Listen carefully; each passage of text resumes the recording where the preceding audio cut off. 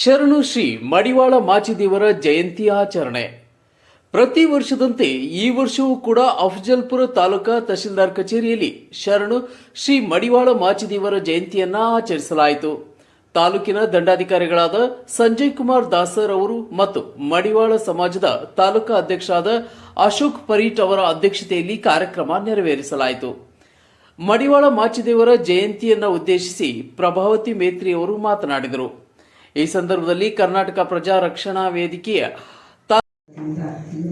ಜಯಂತಿ ಉತ್ಸವದಲ್ಲಿ ಪಾಲ್ಗೊಂಡಂತಹ ತಾಲೂಕಿನ ದಂಡಾಧಿಕಾರಿಗಳಿಗೂ ಹಾಗೂ ಮೇಲಾಮರಿಗೂ ಎಲ್ಲ ಸಮಾಜದ ಸಹೋದರ ವರ್ಗಕ್ಕೂ ಹಾಗೂ ಸಿಬ್ಬಂದಿ ವರ್ಗಕ್ಕೂ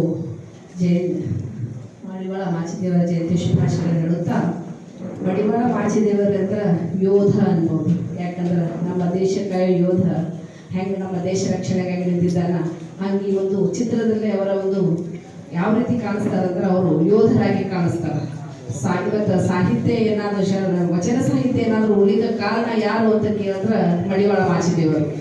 ಅವತ್ತಿನ ದಿನ ಅಲ್ಲಿ ಒಂದು ನಮ್ಮ ವಚನ ಸಾಹಿತ್ಯವನ್ನು ಧ್ವಂಸ ಮಾಡಬೇಕು, ಸುಟ್ಟು ಹಾಕಬೇಕಂತ ಹೇಳಿ ಅನ್ನೋ ಒಂದು ವರ್ಗ ಬಂದಾಗ ಅದನ್ನು ಕಾಯ್ದು ತೆಗೆದುಕೊಂಡು ಹೋಗಿ ಇವತ್ತಿನ ದಿನ ಉಳ್ವಿ ಅನ್ನುವಂತಹ ಗ್ರಾಮದಲ್ಲಿ ಏನಾದರೂ ವಚನ ಸಾಹಿತ್ಯ ಉಳಿದ ಕಾರಣ ಯಾರಾಗ್ಯಾರ ಅಂತ ಮಡಿವಾಳ ಮಾಚಿದೇವರು. ತನ್ನ ಒಂದು ಕೈಯಲ್ಲಿರ್ತಕ್ಕಂಥ ಖಡ್ಗ ಹಿಡಿದು ಕಾಯುವಂತ ಯೋಧ ಅಷ್ಟೇ ಅಂತೇನೆ ಎಲ್ಲಾ ಶರಣರೊಳಗ ಹಿರಿಯ ಶರಣರು ಯಾರಾದ್ರಿಂದ ಮಡಿವಾಳ ಮಾಚಿದೇವರು. ತಾಲೂಕಾ ಅಧ್ಯಕ್ಷರಾದ ವಿಠಲ್ ಕಲಶೆಟ್ಟಿ, ಸಮಾಜದ ಹೋರಾಟಗಾರರಾದ ಗೋಪಾಲ್ ಪವರ್, ರೈತ ಹೋರಾಟಗಾರರಾದ ರಾಜು ಸುರ್ಗೊಂಡ, ತಾಲೂಕಾ ಆಡಳಿತ ಅಧಿಕಾರಿಗಳು ಮತ್ತು ಮಡಿವಾಳ ಸಮಾಜದ ಎಲ್ಲ ಪದಾಧಿಕಾರಿಗಳು ಉಪಸ್ಥಿತರಿದ್ದರು.